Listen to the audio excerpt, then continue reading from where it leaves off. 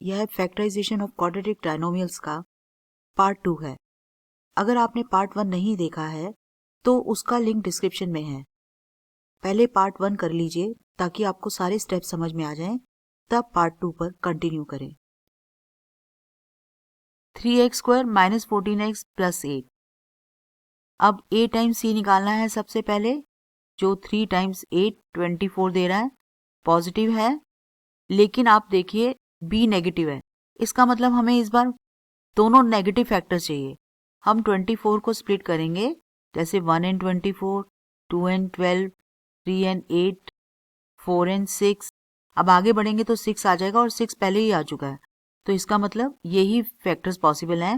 और इस बार b negative है तो हमें नेगेटिव वाले चाहिए, पॉजिटिव वाले नहीं चाहिए।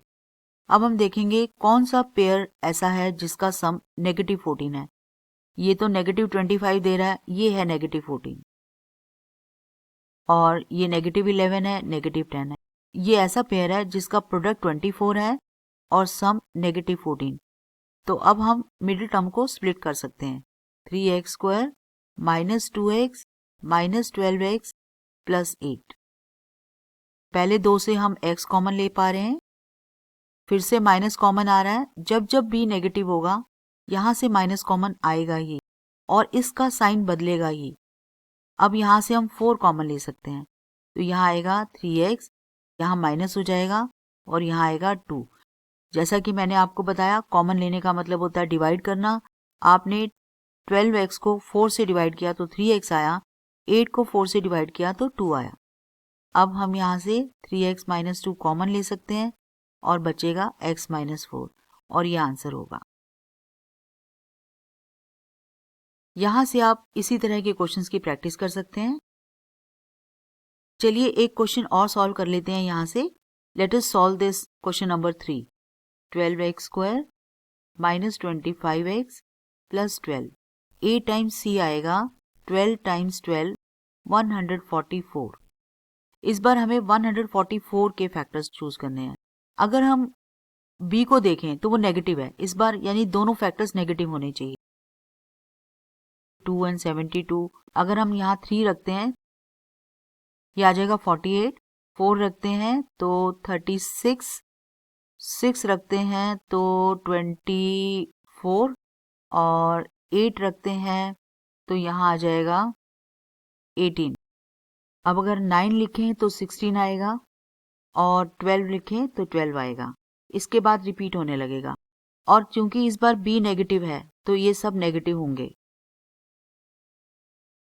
अब हमें वो पेयर चाहिए जिसका सम -25 है। इसका भी नहीं है, इनका भी नहीं है, इनका भी नहीं है, इनका भी नहीं है, और इनका भी नहीं है, और इसका सम -25 है। तो अब हम -25 को स्प्लिट कर सकते हैं -9 और -16 में।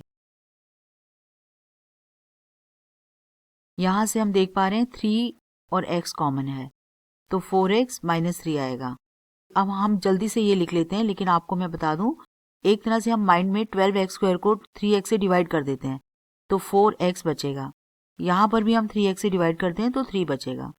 यहाँ पर हमने माइनस कॉमन लेना है और ये साइन बदलेगा, और यहाँ से हम 4 भी कॉमन ले पा रहे हैं। 16x को 4 से डिवाइड करेंगे तो 4x आएगा, यहाँ पे हमारा साइन बदल जाता है।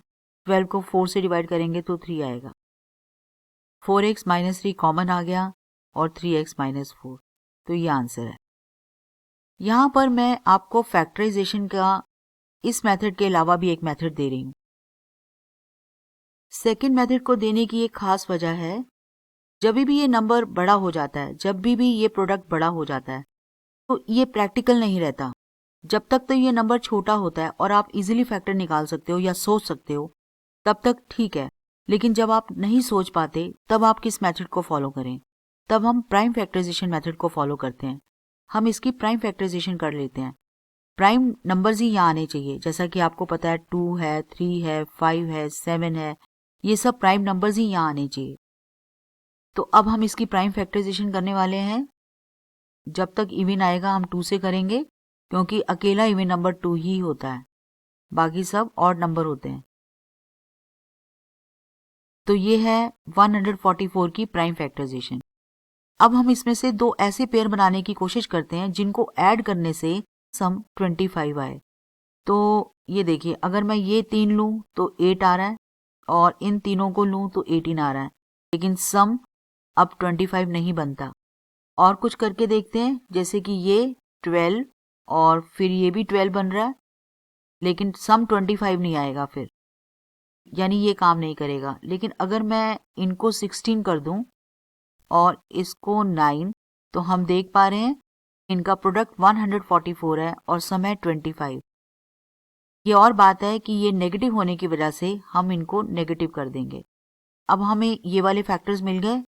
अब इस बार हमने इस सेम पेयर को प्राइम फैक्टराइजेशन मेथड से ढूंढा है, तो बहुत टाइम हमें प्राइम फैक्टराइजेशन मेथड भी अपनाना पड़ता है, क्योंकि जब ये नंबर बड़ा हो जाता है तो पूरी लिस्ट लिखना फैक्टर्स की पॉसिबल नहीं होता। तब हम इस तरह से हिट एंड ट्रायल मेथड से ऐसे दो नंबर्स ढूंढने की कोशिश करते हैं जिनका सम हमें b के इक्वल मिल जाए।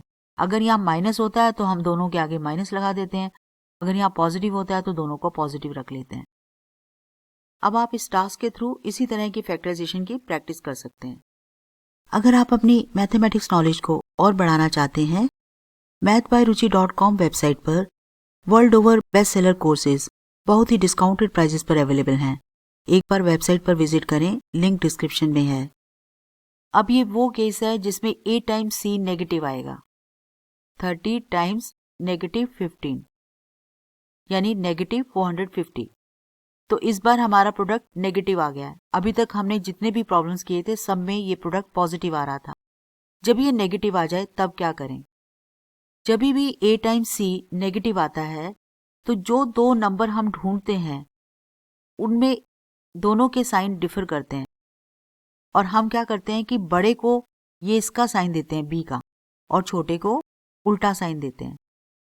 जैसे कि इस बार b पॉजिटिव है तो हमारा जो भी इसमें से बड़ा नंबर आएगा फैक्टर्स में से उसको हम पॉजिटिव साइन देंगे और जो छोटा आएगा उसको नेगेटिव साइन देंगे। अब 450 का फैक्टर डायरेक्टली यूं ढूंढेंगे तो बहुत देर लग जाएगी, तो हम एक काम कर सकते हैं, प्राइम फैक्टराइजेशन कर सकते हैं। 5 नंबर से पहले करेंगे, क्योंकि जब भी यहाँ 0 और 5 आता है तो प्राइम फैक्टराइजेशन में हम सब बच्चों को एडवाइस करते हैं पहले 5 से करो, इससे नंबर जल्दी छोटा होता है। तो ये 90 आ जाएगा। अभी भी ये 5 का डिविजिबल है और 5 प्राइम नंबर है। अब हम इसे 2 से कर सकते हैं, 3 से कर सकते हैं और एक बार और 3 से कर सकते हैं। अब हम हिट एंड ट्रायल से दो ऐसे नंबर तलाशेंगे जिसका डिफरेंस 7 आए, क्योंकि एक नंबर पॉजिटिव और एक नंबर नेगेटिव होने जा रहा है। अगर हम ये 25 रख लें तो ये बनता है 18। 25 और 18 ये तो बिल्कुल हो गया, क्योंकि ये 18 है और ये 25 है, इनका डिफरेंस 7 ही होता है, तो हमें वो दो नंबर मिल गए। अब हमने क्या करना है कि हमें 25 और 18 दो फैक्टर मिल गए हैं जिनका डिफरेंस 7 है, लेकिन हम बड़े को वही साइन देंगे जो b का साइन है, यानी पॉजिटिव, और छोटे को नेगेटिव। आप खुद ही देखिए, 25 माइनस 18 7 देता है, तो यही सही रहेगा। इनके साथ अब x लगाना बाकी है, तो अब इसे मिडिल टर्म को स्प्लिट कर लेते हैं 25x माइनस 18x में। इस समय 5 कॉमन है, x कॉमन है। अगर आप इसे 5x से डिवाइड करेंगे तो 6x बचेगा, या 5x से डिवाइड करेंगे तो सिर्फ 5 बचेगा। यहाँ पर जब भी माइनस आता है यहाँ कॉमन लेना ही होता है, और यहाँ पर 3 भी कॉमन आ रहा है। अगर हम इसे 3 से डिवाइड करेंगे तो 6x आ जाएगा। ये साइन बदलेगा क्योंकि हमने माइनस कॉमन लिया है, और 15 को जब 3 से डिवाइड करेंगे तो 5 आ जाएगा। अब हमने 6x प्लस 5 को कॉमन ले लेना है और बचेगा 5x माइनस 3। तो ये है इसका फैक्टराइजेशन। इसी तरह के क्वेश्चंस हैं ये, आप यहाँ से इसकी प्रैक्टिस कर सकते हैं।